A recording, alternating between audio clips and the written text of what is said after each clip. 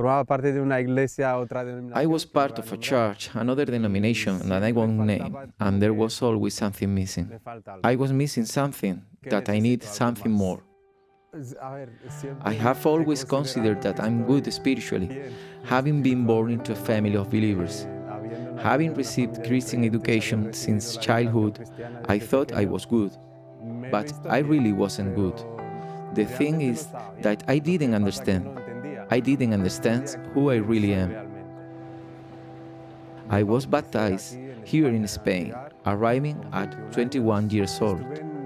I was in Madrid bringing food to people who live on the streets, and there I met a brother who was part of the church where the seminary had a campus, at the church in Toledo. And I wanted to train myself, studying more about the Word of God. And I asked that brother if he knew any place where I could study in Spanish, because I had no contact with the Spanish evangelical world.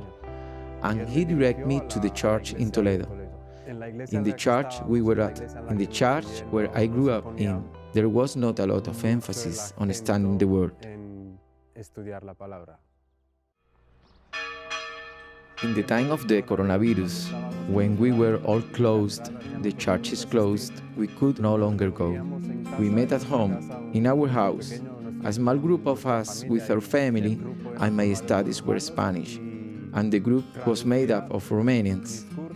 I translated my courses or the books that I had studied to be able to share it with them.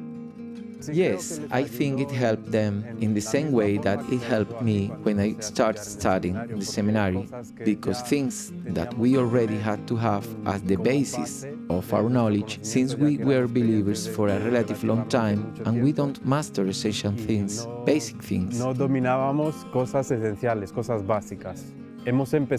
We started our study there with basic theology, and we have discovered so many things we hadn't heard before, but they were elementary things. I had the study in Romanian there at home, but I needed more, another place where I could develop and put into practice what I was learning in the seminary. In the Church of Torres, I have the opportunity to practice in Spanish what I already studied. How I heard about the Church of Torres? Well, it was through the seminary. How do I view the need for the gospel in Spain? Well, yes, there is just a lot of need, like everywhere. But I also believe that there is a need for healthy doctrine, because there are many churches that don't have a gospel. They don't have the true gospel. There is no other gospel.